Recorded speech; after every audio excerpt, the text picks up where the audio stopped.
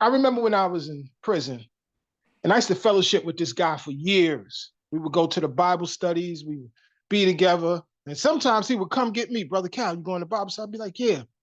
So one day we talking and we sharing, and he looked at me and said, let me ask you something.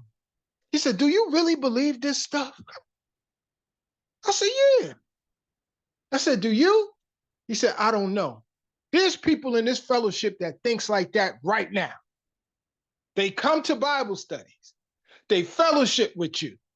They read the word with you. Sometimes they even encourage you, but their unbelief is higher than their belief. There's people around us in our fellowship. I ain't talking about outside in the street, out there, unbelief. I'm talking people who fellowship that don't believe the Bible. They believe some of it, or they believe it's good, to help us through life. It can get us through certain situations, right? It's a good motivating tool. They believe, but the supernatural things in there they struggle with. This is one of them, Jesus being God, but there's a lot of the Bible is supernatural. God constantly goes from the natural to the supernatural, from the natural, and the supernatural sticks people in their socks. They don't believe it. You know what I don't believe?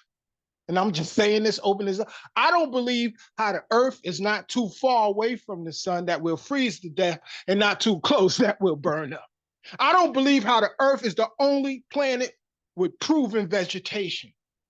I don't believe how gravity holds us down to the ground. I don't believe how the earth rotates around the sun. That blows my mind. And we can't feel it spinning.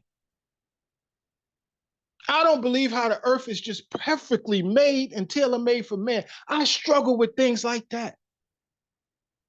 Those are all supernatural things to me as well.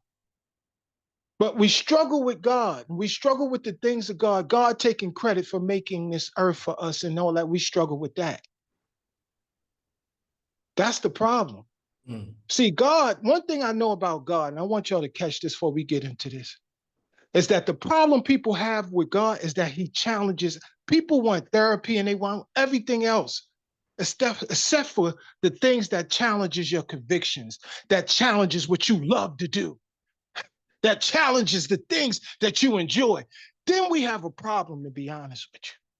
That's where the problem is really at.